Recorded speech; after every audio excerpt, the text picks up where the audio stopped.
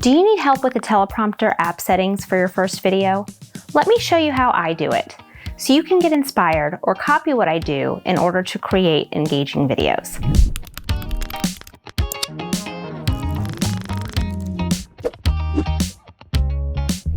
Hi, I'm Danielle from teleprompter.com, and today I wanted to give you a guide on our teleprompter app settings, just in case you're not that familiar with the app yet, or if you want to discover some new features that you didn't know about until now. First things first, let's talk about how I organize my scripts in the app. I like to create folders for different video topics, making it easy to access and manage my content.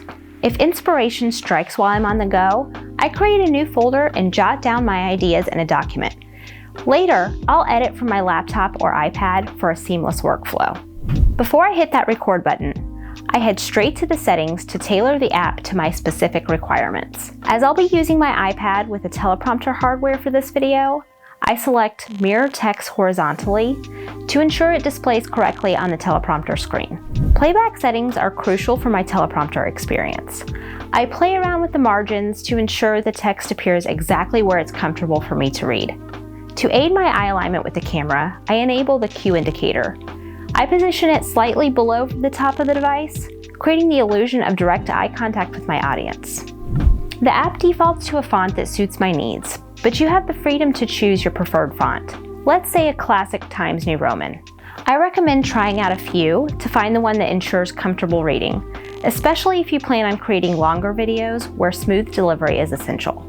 Additionally, you can turn on auto uppercase if it suits your style, but for longer scripts, I prefer to keep it turned off. Line spacing matters for readability. I find that setting it between 0.5 and 1 allows the text to breathe, avoiding any squinting while I read my script. Comfortable reading ensures I can focus on delivering my message confidently. The teleprompter app has accessibility features too. You can set the open dyslexic font or enable bionic reading. This makes it inclusive for individuals with reading difficulties. It's wonderful to know that the app can reach a wider audience. To get myself into the right mindset before recording, I like to turn on the countdown before starting. It gives me a few seconds to compose myself, adjust my hair if I need to, or start my video with a smile.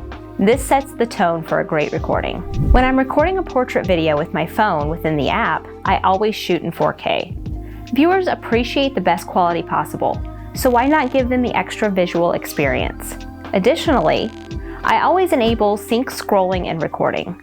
With this feature on, all I have to do is read my script, maintain eye contact with the camera, and deliver my content confidently. Those are my recommendations, but remember, you can always tweak the app settings to suit your unique style and content needs. Teleprompting should enhance your performance, making it more engaging for your audience. Feel free to suggest your own settings preferences in the comments section so you can inspire others as well. I hope you find this little walkthrough useful.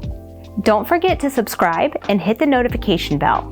This way you'll be the first to know when another video like this appears in your feed. Happy teleprompting!